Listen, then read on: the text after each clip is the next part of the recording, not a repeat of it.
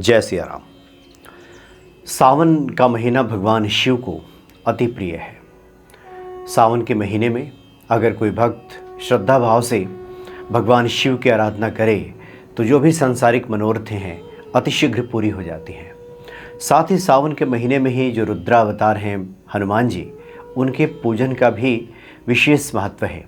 भारत के ग्रामीण क्षेत्रों में, बहुत सारे क्षेत्रों में आप देखेंगे तो विशेष तौर पे हनुमान जी की साधना की जाती है। एक दिन तो ऐसा बिल्कुल फिक्स होता है प्रत्येक घर में जहाँ हनुमान जी को अलग प्रकार से चूरमा का भोग लगाया जाता है, रोट का भोग लगाया जाता है, भांति भांति से उनका पूजन किया जाता है। उनको जो विभिन्न सामग्रियाँ हैं हनुमान जी के पूजन के लिए वो सब चढ़ाया जाता है, लंगोट वगैरह चढ़ाया जाता है, ध्वजा लगाया जाता है। बहुत सारे आंगन में आप देखेंगे तो भारत के ग्रामीण क्षेत्रों में आपको दिखाई देगा। तो विशेष प्रसन्नता हनुमान जी की भी भक्त प्राप्त कर सकते हैं सावन के महीने में।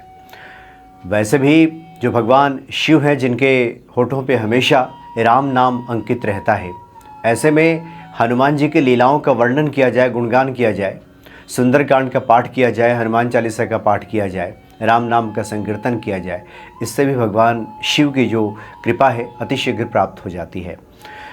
3 ऐसे उपाय हैं जो व्यक्ति बहुत आसानी से कर सकता है, खास करके जो लोग बहुत भागम भाग की स्थिति में रहते हैं, नौकरी पेशे वाले लोग हैं।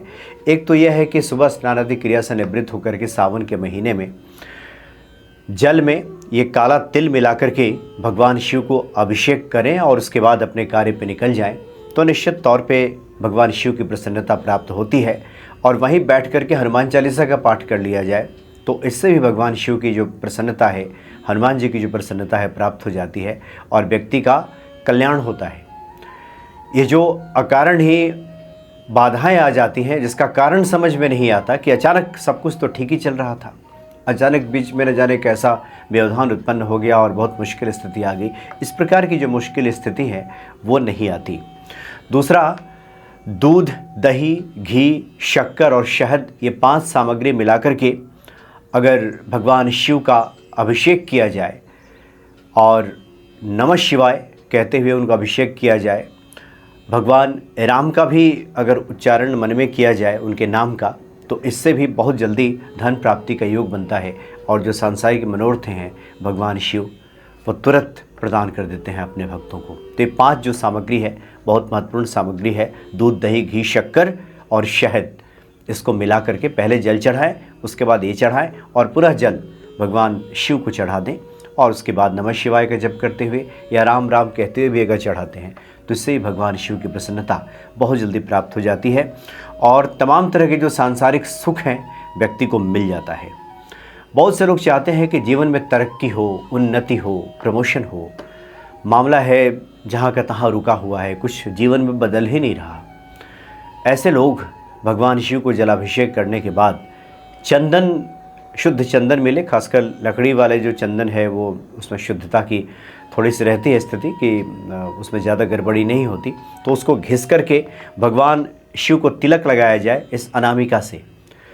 उंगली का बड़ा विशेष महत्व होता है। एक बार हमने चर्चा की थी कि किस उंगली से क्या महत्व है और कब कब किस उंगली से तिलक किया जाता है। विशेष तौर पर भगवान शिव और ईश्वर की जब हम आराधना करते हैं तो अनामिका या गुरुजनों को जब तिलक लगाते हैं तो इसी उंगली का इस्तेमाल करते हैं, अनामिका का।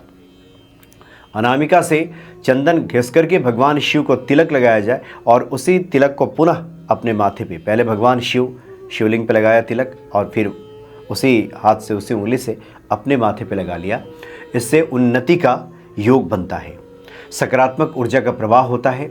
मन में जो दुनिया भर के इधर उधर के विचार चलते रहते हैं, तमाम तरह के जो उधेड़-बुन वाली स्थिति रहती है, नकारात्मक ख्याल विचार जो चलते रहते हैं, इसमें कमी आनी शुरू हो जाती है।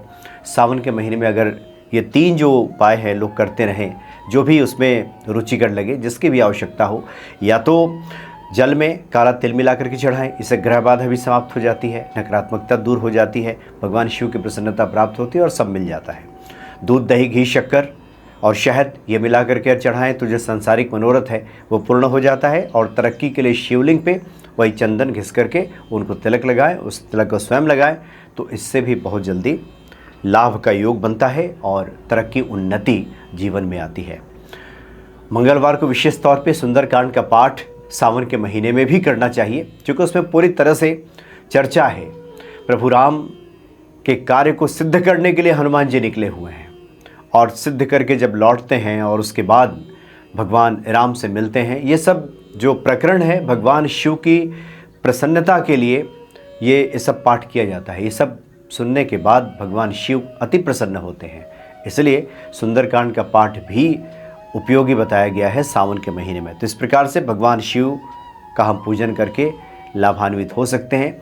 साथ ही अगली वीडियो में हम बात करेंगे 15 ऐसी सामग्रियां हैं, उसमें से कोई एक सामग्री भी भगवान शिव को अर्पित कर दिया जाए, चढ़ा दिया जाए, तो निश्चित तौर पे उस भक्त का कल्याण हो जाता है। तमाम तरह की जो रुकावटें हैं, सांसारिक बाधाएं हैं, वो सब दूर हो जाती हैं। अगली वीडियो में हम इसके बारे में बात करेंगे। जय सिया राम।